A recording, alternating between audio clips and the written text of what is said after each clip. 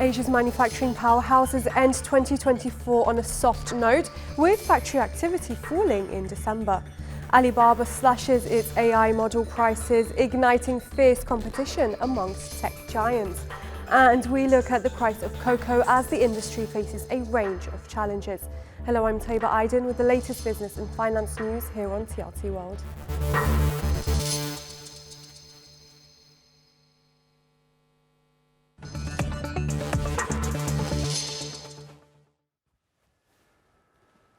Asian markets were mixed on Thursday, with Chinese stocks leading losses as trading resumed after the New Year's Day holiday.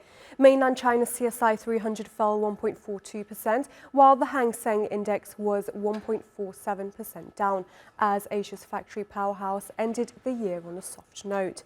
That's as China's Cai-xin manufacturing purchasing managers index for December fell to 50.4, missing forecasts of 51.7.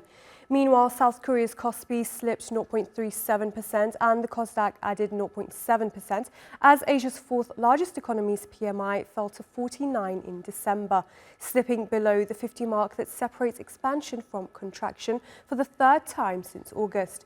Output shrank for the fourth consecutive month, and the decline was steeper than the previous month, while new orders also fell. For more on this, we're joined by Nadia El-Bilasi in Dubai. She's a senior market analyst at Equity Group. Good to have you back on the program, Nadia. Now, Asia's manufacturing powerhouses are both in decline. Is demand for Asian goods falling? Good morning, Taiba, and Happy New Year. Good to be back. I guess let's take it step by step. So in China, I guess demand is still falling. We have a case of disinflation. We had the manufacturing data this week that slumped. It was weaker than expected. Last week, the services sector was better than expected. So the mixed data kind of gave mixed sentiment, but still Asian equities were tracking a subdued Wall Street sentiment coming from Wall Street, closing the year on a little bit of lows. Despite the remarkable gains that we saw, was a good year for stocks in 2024. However, the pressure on Asian markets will be mainly from the U.S. tariffs that Trump, when he takes the office, he will place on these imported goods, and this will then really highly affect Chinese goods mainly. I think universally we're stepping back away from how it will affect other goods, but I think our main focus will be on China, and still, because we're still in a case of disinflation, we will be taking this obviously to this year, and this will still affect equities. Right, and on the equities front, we seem to have missed a Santa Claus rally this year. What's to come in the year ahead? I guess we saw a little bit of uptick in the markets just ahead of the Christmas holidays, but I think the pullback was necessary because we've seen a rally so far this last year, 2024. It was a great, remarkable year for major indices, whether it's the S&P 500 or the Nasdaq. I think the S&P 500 gained more than 20%, as well as the Nasdaq 30 more than 30%. The Dow Jones as well. So I think we are going to continue with highs for 2025. I think the only things that may affect or set for pullback measures are Trump's policies, because they're a little bit more aggressive, and the uncertainty that comes with it makes investors wonder or stay a little bit more cautious. And also the slower pace of interest rate cuts that we're going to see, that will also have its own implications on equities movements. I think these are the main two things that we are mostly cautious of, but I think a pullback is necessary, especially after a case of no Santa Claus rally, and we will continue with this correction phase that we are seeing now. Right, we will have to wait and see how this all plays out. Nadia El-Bilasi, Senior Market Analyst at Equity Group, thank you very much for your analysis. Now, the AI revolution is changing everything from how industries operate to how economies grow.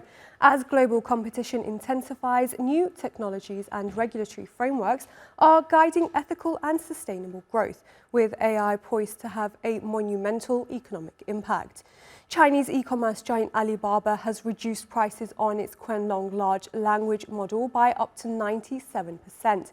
It aims to speed up AI adoption in China, putting the heat on competitors like Baidu and ByteDance to follow suit. Global AI infrastructure investments are projected to hit a staggering $200 billion this year. NVIDIA, a leader in AI hardware, is expected to see substantial revenue growth, with estimates suggesting a 112% increase in 2025. Advancements in AI are set to revolutionize industries in 2025. Generative AI is accelerating innovation in software companies like Palantir and Salesforce, while real-time device-level AI is enhancing operations in autonomous vehicles and the Internet of Things. Enterprise AI is thriving, though consumer technology adoption lags behind industry-wide growth. And as AI grows, so do the challenges and regulations. Governments and tech firms are working hard to create rules that tackle data privacy, bias, and misuse of AI, ensuring ethical AI development. And the regulations aren't just about managing risks, they're also paving the way for sustainable growth in AI.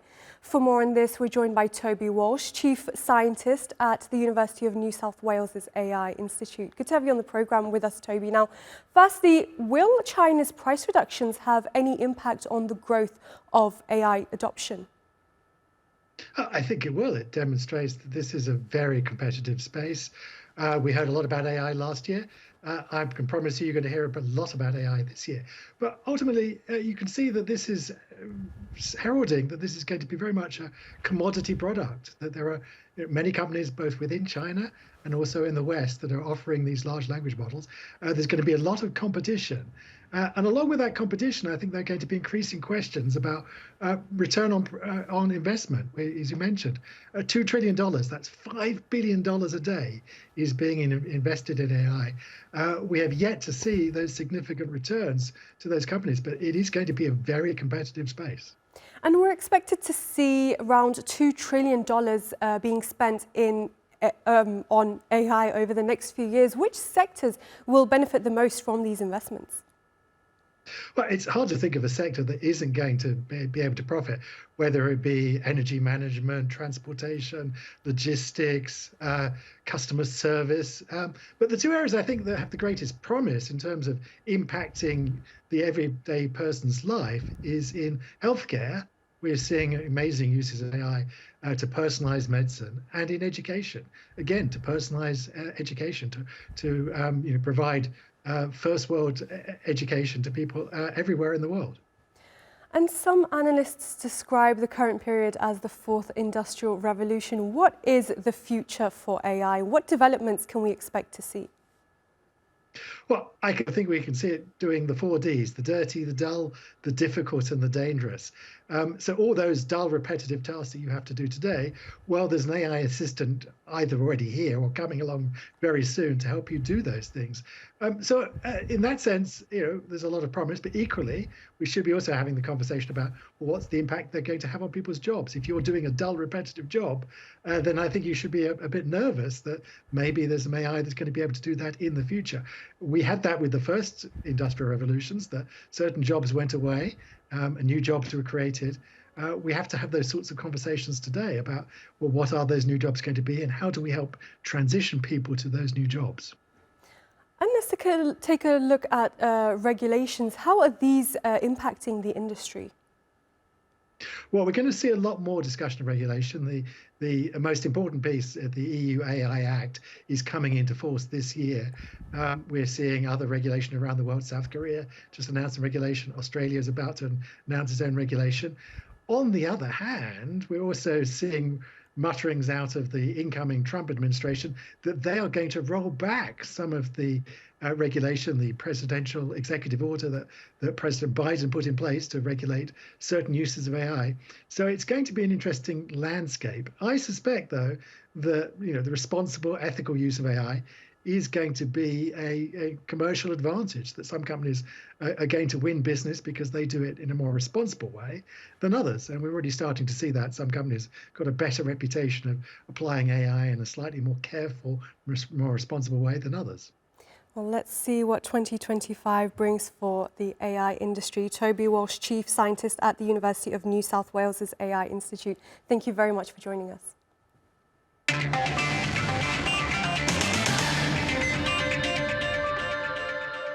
Now a quick look at some of the other top business stories from around the world. Singapore's economy performed better than expected in 2024, growing by 4%. The final quarter of the year saw an even stronger boost, with GDP growing by 4.3%. This marked the country's best economic performance since 2011. Prime Minister Lawrence Wong says workers have seen their wages grow faster than inflation and could look forward to continued income growth in the future. As Puerto Rico welcomed the new year, the island found itself plunged into darkness. A massive failure of the power grid cast a shadow over the celebrations, leaving almost 1.5 million customers without power. But lights eventually returned to nearly all homes, according to Luma, the private company responsible for electricity transmission and distribution on the island.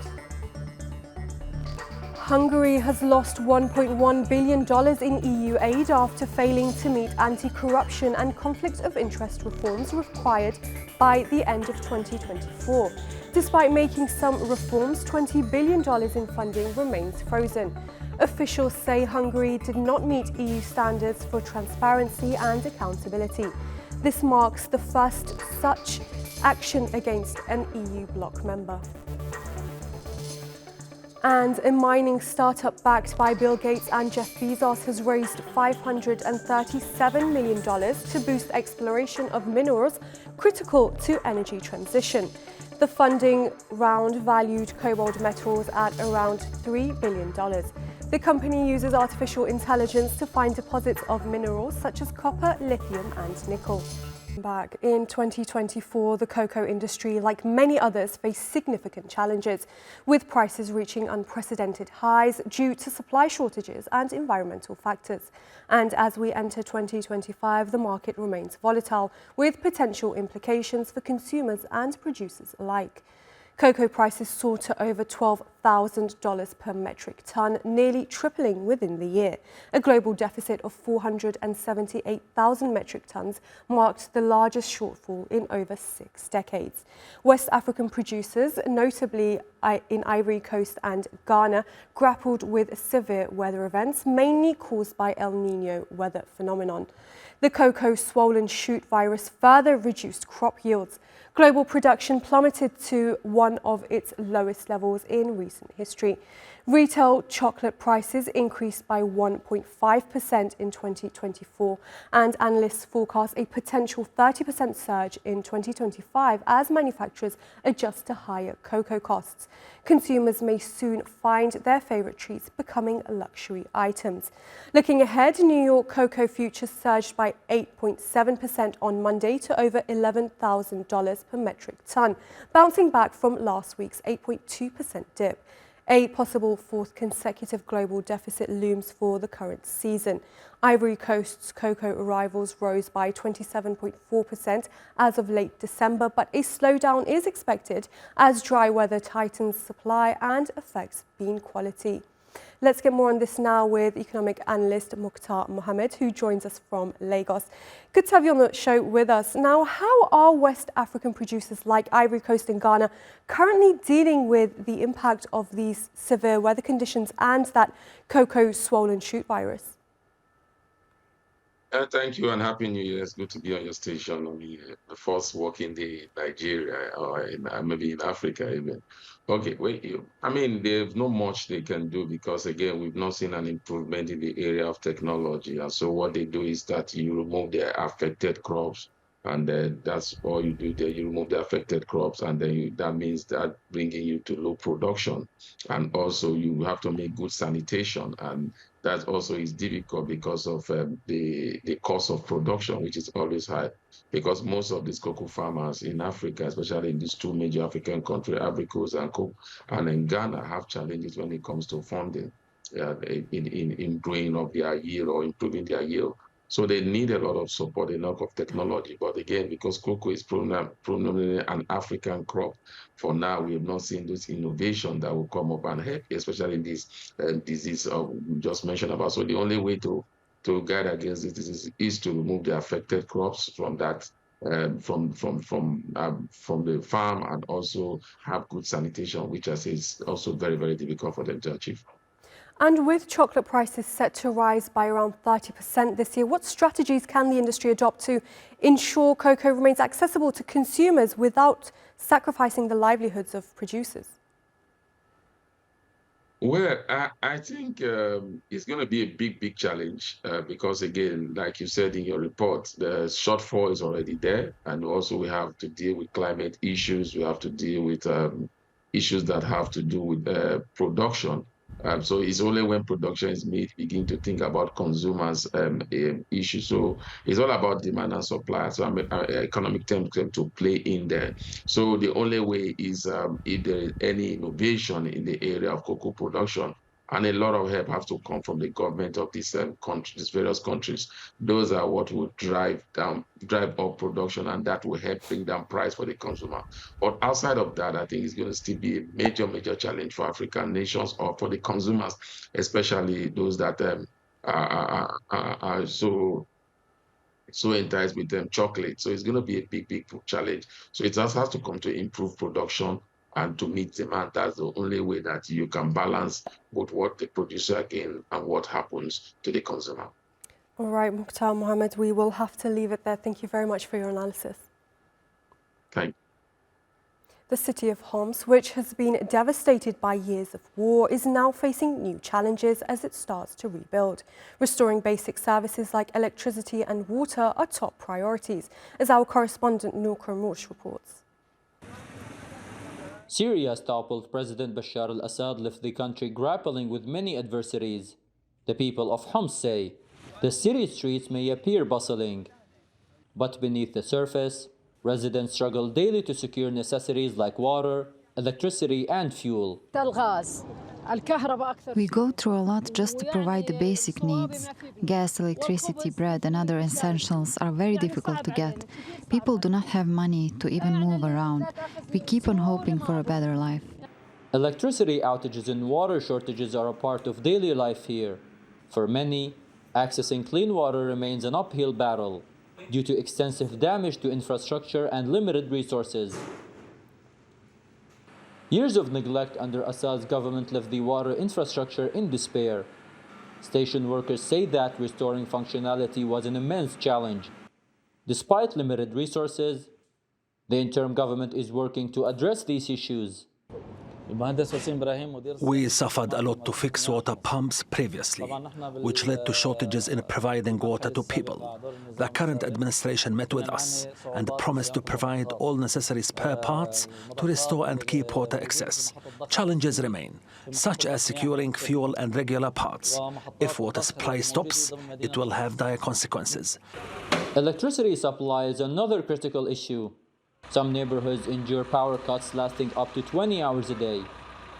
According to the interim government, years of neglect under Assad's regime caused significant damage, with many power lines cut or left unrepaired. Despite these challenges, they say efforts are underway to stabilize and improve the electricity supply. We uncovered numerous corruption cases when assessing the electricity situation in the city. We have identified the gaps and started a maintenance plan to repair the main power lines. We promise our residents that the coming days will bring longer power supply times. However, we face challenges with rundown lines and transmission stations left by the previous government. Despite this, we are doing everything possible to improve the situation. For the people of Homs, these struggles are a daily reality. Yet many remain hopeful as the city rebuilds after 14 years of conflict under Assad's regime. It is correct that we suffer from a lack of basic services, but the situation is still better than before. We hope the situation will improve, and we need to focus on what's right and have some patience. It takes time for things to get better, and we hope that happens soon. Despite the hardships, the people are determined to rebuild their city. They say the future may yet hold the promise of lasting stability. In the heart of Homs, it is evident that the new government is actively striving to improve the city's basic services. However, significant challenges persist, and people say that despite these difficulties, the resilience serves as a strong reminder that recovery is attainable, progressing one step at a time. TRT World, Homs, Syria. Russian natural gas exports via Ukraine to Europe halted on New Year's Day after a 5-year transit deal expired between Moscow and Kiev that failed to renew. Martin Andrews explains. It's the beginning of the end of Russian gas in Europe. From now on, Ukraine will no longer allow its transit through the country's territory. The 5-year agreement is up, and Kiev has no intention of a U-turn renewal. We will not continue the transit of Russian gas. We will not give them the opportunity to earn additional billions on our blood. The transit agreement between Ukraine and Gazprom, Russia's gas monopoly, accounts for half of Russia's gas exports to the EU and a third of its total. Ending it will cost $6.5 billion annually for Russia, unless it can redirect these flows. It's not gone down well with landlocked countries like Austria, Hungary and Slovakia either, for which the transit route met 65% of gas demand in 2023. The situation is complicated and requires more attention, the Kremlin said after meetings with the Slovak Prime Minister. In a tit-for-tat, Slovakia threatens reciprocal action, like cutting off electricity to Ukraine. Zelensky calls the move the second energy front against Ukraine. There was talk of resorting to Azerbaijan as an affordable option for Europe to replace Russian gas. But ultimately, Russia would still supply the gas relabeled Azeri. Ukraine has made clear the guise is not going to work, so it's back to the drawing board. But some countries remain optimistic, thanks to the Turk Stream pipeline. Thanks to this investment we have made a couple of years back, the cutting of the transit through Ukraine doesn't have any kind of significance for us. Tensions are simmering. Moscow is accused of weaponizing energy flows by also stopping gas supplies to other countries like Moldova for apparent breaches of terms. But as the war rages on with cross-border attacks continuing, Ukraine's gas infrastructure could also become a target if Russian gas is no longer in Ukraine's pipelines. As the third-year anniversary of the war between Ukraine and Russia approaches, this marks the latest escalation. Meanwhile, European gas prices are soaring with chances of a new deal next to none. Martin Andrews, TRT World. The main Russia pipes connected to Europe running through Ukraine are the Friendship and Soyuz gas pipelines. The deal will end half a century of gas flows from Russia to the markets of Central Europe that began during Soviet times. These pipelines have been a steady source of Russian budget revenues for years. This is despite Europe moving away from Russian gas imports. The bloc hasn't managed to be completely independent from them. Russian gas contributed 8% of the EU's total gas imports in 2023. This is down from the figure of more than 40% in 2021. Europe has been working to diversify its energy sources, looking to Qatar and the United States. And the change has had an impact on Russian-owned Gazprom, recording a $7 billion loss in 2023, the first time in 2.5 decades. But EU countries like Slovakia and Austria are still very much dependent on Russian gas. The share of Russian gas in Hungary's imports is 47%, and for Slovakia, that number is higher at almost 90%. Countries like Moldova have already cut heating and hot water supplies to households. They've introduced a 60-day state of emergency earlier last month in anticipation of the cuts. Russia supplies the country with about 2 billion cubic meters of gas per year.